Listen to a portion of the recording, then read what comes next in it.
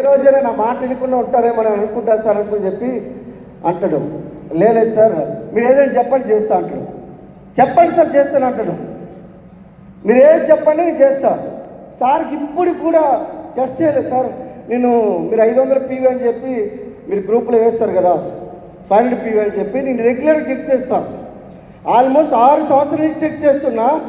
ఒక్కరోజు కూడా 2వ తారీఖు దాటి 3వ తారీఖు కూడా 500 PV సెల్ఫ్ PV లేదు సార్ ఇది అని చెప్పిన అశోక్ సార్ ఇక్కడ ఉన్నారు. అది నా కమిట్మెంట్, అది నా ఇన్నోసెన్సీ. చాలామంది ఇక్కడ ఉన్న లీడర్స్, కొంతమంది వ్యక్తులు ఉన్నారు, వాళ్ళకి సెల్యూట్ కొట్టవచ్చు. చెప్తారు తప్ప ఏమి చేయరు, చెప్పడమే తప్ప ఏమీ చేయరు. నాకు అట్లా టప్పని కొట్టాలనిపిస్తుంది. తరు డిగ్రీ చేసి పైకి ఎక్కించి కింద పెడతారు ఇట్లా, అట్లా పెట్టాలనిపిస్తుంది. నవ్వకండి, చేస్తున్నారు చాలామంది దుర్మార్గులు ఉన్నారు. ఎలాంటి వాళ్ళు తెలుసా, చెప్తారు అంతే. నాకు అర్థమే కాదు. కోట్లు వస్తున్నాయి, లక్షలు వస్తున్నాయి, కార్లు వస్తున్నాయి, బ్రీజా తీసుకున్నా, బెంచ్ తీసుకున్నా, 20 లక్షల రూపాయలు తీసుకున్నా, నీకే బుర్ర ఉండదా లేదా అని చెప్పి అంటుంటాను. ఒక్కోసారి ఏమనలేం కదా, సిస్టమ్ ఒప్పుకోదు. మళ్ళీ భార్య సార్ ఫోన్ చేస్తాడు, దాసు ప్రశాంత్ ఆరాంసే బాగుతారు సార్ అంటాడు. నాకైతే మామూలు కింద నుంచి 100, 200, 300 ఎట్లా ఒకసారి లాగుతుంది, మామూలుగా ఉండదు. అబద్ధం చెప్పినా, ఎవరైనా మోసం చేసినా కూడా ఈ కాలు ఉంది కదా, అటుపక్క ఇటుపక్క పెట్టేసి మధ్యలో ఎక్కడ తంతను, అంత కోపం నాకు. కానీ ఇక్కడికి వచ్చినాక మనుషులు చూసి అర్థమైంది ఏంటంటే, ఎవడైతే పని చేస్తాడో వాడితో పని చేయండి. మన చీఫ్ మినిస్టర్ డాక్టర్ ఎస్పీ గారు సార్ ఏమంటే, ఎవరు పని చేస్తారో వాడితో పని చేయండి. చాలా సింపుల్గా కాదా? మీకు అర్థమే కాదేమో. నేను ఇన్నోసెన్స్ డిసెంబర్ 2025లో 50 లక్షల చెక్ మాత్రం మీ దగ్గర ముందు పెట్టబోతున్నాను. ఇది తథ్యం. ఎందుకు అనుకోనంటే, లాస్ట్ టైము ఒక 6 months బ్యాక్ ఫోన్ చేశారు భారీ సార్. ఫోన్ చేసి నువ్వు 25 లక్షల చెక్ గురించి పనిచేయాలి దాసు అన్నాడు. లాస్ట్ మంత్ ఎంత ఉంది నాది? 20 ఉంది. ఇంకా 5 తక్కువైందా లేదా? ఇక్కడ విషయం ఏంది అనుకోనంటే, పని ఇంపార్టెంట్. 16-18 గంటలు చదువుకి ఒక ఉద్యోగం వచ్చేది పోలీస్ డిపార్ట్మెంట్లో. అది పక్కన పెట్టి నేను ఇప్పుడు పిచ్చోన్నా పని చేయాలనుకునే ఒకసారి ఆలోచించండి. మీరు ఇక్కడ చాలామంది చదువుకునే వాళ్ళు ఉన్నారు, చాలామంది గవర్నమెంట్ జాబ్ చేస్తున్నారు, ప్రైవేట్ జాబ్ చేస్తున్న ఉన్నారు, లక్షలు సంపాదించే వాళ్ళు ఉన్నారు. ఒక జాబ్ పక్కన పెట్టుకుని వచ్చి ఒక బిజినెస్ చేయాలనుకునంటే ఎంత ధైర్యం ఉండాలి. మా ఇంటి దగ్గర ఇప్పుడు కూడా తెలిసింది, ఒకవేళ సిచ్యువేషన్ వస్తే నేను డబ్బులు పంపించుకుంటే ఇల్లు గడవదు. అలాంటి సిచ్యువేషన్. మా బ్యాక్గ్రౌండ్ ఏం లేదు. అట్లాంటి బ్యాక్గ్రౌండ్ నుంచి ఒక బిజినెస్ పట్టుకొని వచ్చి నేను బయటకు వెళ్ళిపోతే మా మేడం ఇలా తిలకం దిద్ది, దాసు చలో బిజినెస్ చేయరా అని అంటది అనుకుంటారా ఆమె? పాపం ఏమంటది, ఏం పర్వాలేదు. మా నాన్న మా అమ్మ అట్లా అనేటోళ్ళు కాదు. నీకు పిచ్చి పట్టిందిరా, ఆమె డిగ్రీ చదివింది, నువ్వో డిగ్రీ చదివో, నీకు మంచి ఉద్యోగం ఉంది, అమ్మాయికి మంచి భవిష్యత్తు ఉంది, MBA చేసుకున్నది, నీకు ఎందుకురా పిచ్చి, ఆ సబ్బులు షాంపులు పెట్టుకోవడం తిరుగుతావు ఎందుకురా అనుకుని చెప్పి ఒక్కటే ఫస్ట్ చెక్ అయితే ఎవరో నన్ను అవమానించలేదు. మా నాన్న ఫోన్ చేశాడు, మా అమ్మ ఫోన్ చేసింది, 1100 రూపాయల చెక్ గురించి బయటికి వెళ్ళి నువ్వు కోడలి పిల్ల బయటికి వెళ్ళి పని చేస్తారా, మీకేమైనా పిచ్చారా? ఇట్లా చెప్తే నాకు అనిపించేది బాధ.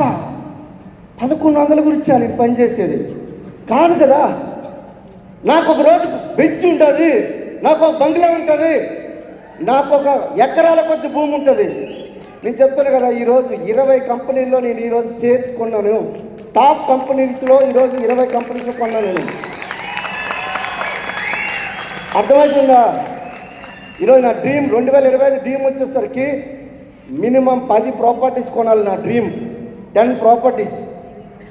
ఒకసారి చూడండి, కార్లు ఉన్నాయి, ఇల్లు ఉన్నాయి, ఎకరాల కొద్ది భూమి ఉంది, అయినా కూడా వచ్చి పనిచేస్తున్నాను అనుకున్నంటే డిసెంబర్ 2025 ఉంది కదా, అది పురుషోత్తమ దాసు 50 లక్షల రూపాయలు చెక్ రావడానికి రాసి పెట్టుకున్నా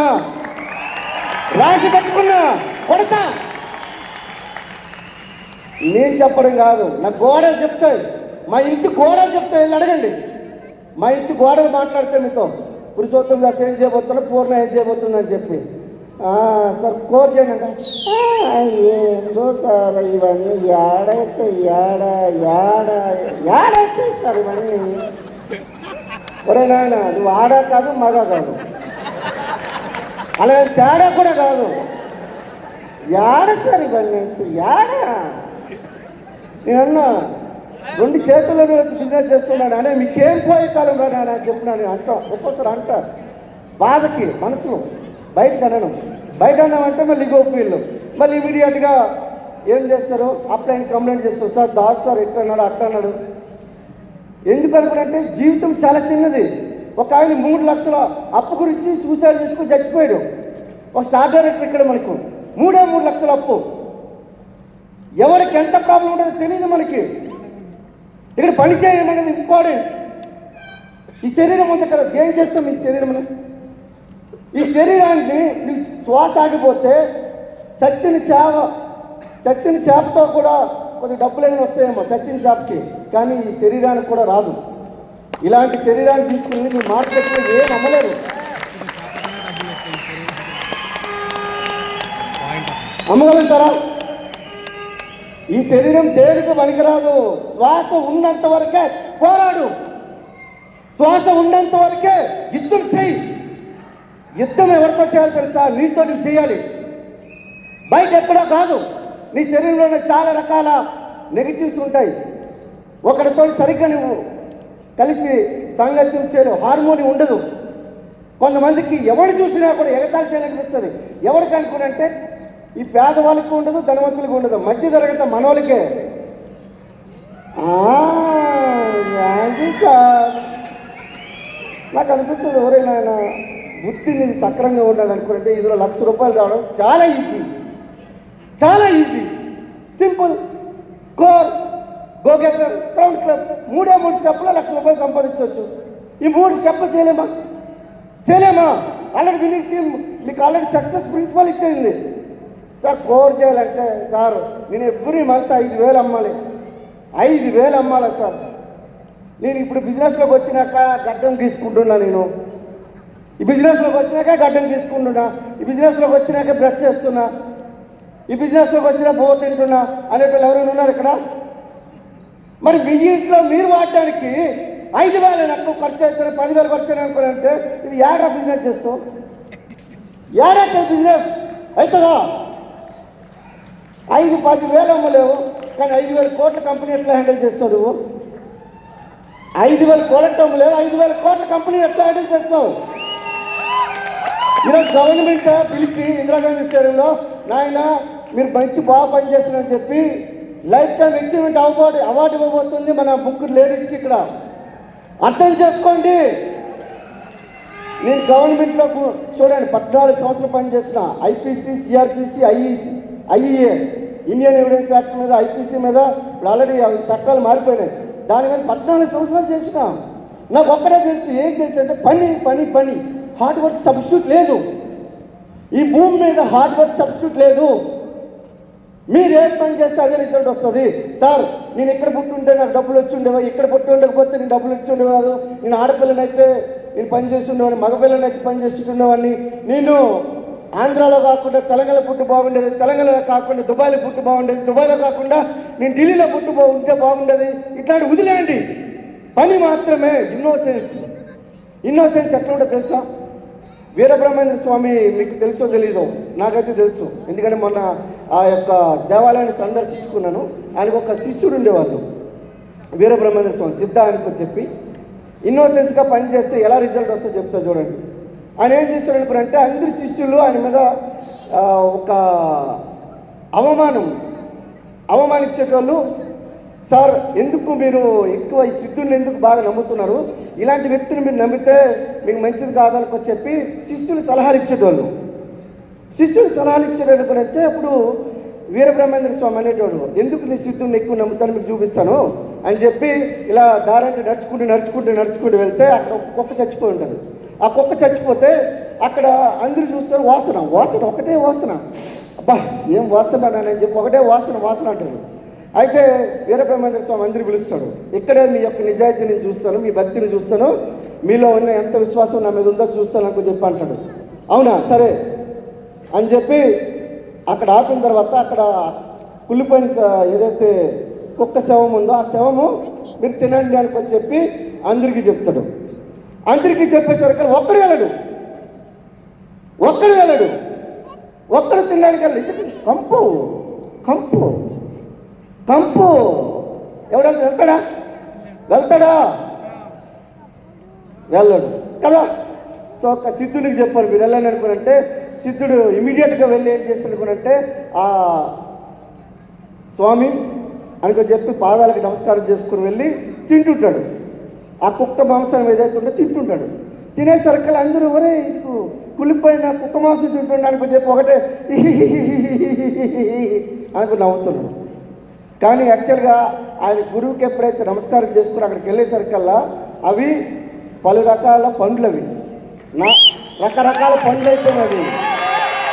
ఆయన పండ్లే తింటున్నాడు. ఇది చూసే వాళ్ళందరికీ కుక్క మాత్రమే కనిపిస్తుంది, కుళ్ళిపోయిన కుక్క మాంసం మాత్రమే తింటున్నట్టు కనిపిస్తుంది.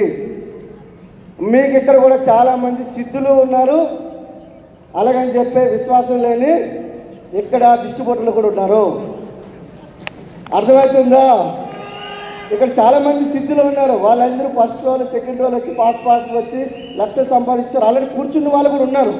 కొంతమంది సార్ సార్ అవుతుందా లేదా ఇట్లాంటి పెట్టుకోకండి సార్, ఒక ఫస్ట్ సెషన్ ఆల్రెడీ తీసుకున్న భారీ సార్. మీకు 100% ఇక్కడ విశ్వాసం ఉన్నది అనుకుంటే ఖచ్చితంగా సక్సెస్ అవుతారు. కానీ innocence is the very important. అర్థమవుతుందా? ఎంతమంది ఇన్నోసెన్స్తో పనిచేస్తారు చెప్పండి?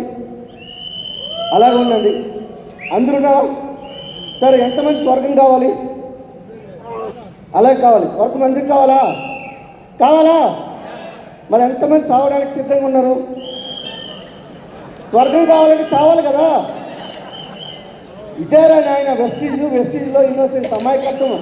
నిత్యం విద్యార్థి బుద్ధి ఉంటే చెప్తున్నా కదా. ఈరోజు నేను చెప్తున్నా విన్నింగ్ టీమ్ని నా గుండె మీద వేసుకొని తిరుగుతున్నా. ఎంతమంది వేసుకొని తిరుగుతున్నాడో నాకు అది తెలియట్లేదు. ఇదిగో 500 PV, ఇదిగో నా వెస్టీజ్కి సంబంధించి ఒక పిన్ వేసుకొని తిరుగుతున్నా. గర్వసేబోలో హమ్ హై Vestige. 500 PV winning team, 500 PV circle winning team వేసుకొని తిరుగుతున్నా. సార్ పురుషోత్తం దాస్కి 20 లక్షలు ఎందుకు వస్తుంది అనుకున్నా అంటే గుండెలో వేసుకొని తిరుగుతున్నా. నాయన గుండెలో వేసుకొని తిరుగుతున్నా. సార్ నాకు ఎందుకు రావట్లేదు సార్. ఎందుకు వస్తారని ఆయన రావాలంటే నీ గుండెలో పెట్టుకొని తిరుగు, నీ సిద్ధులు లెక్క మారుతావా లేదా? So thank you very much. Thank you doctor. Thank you.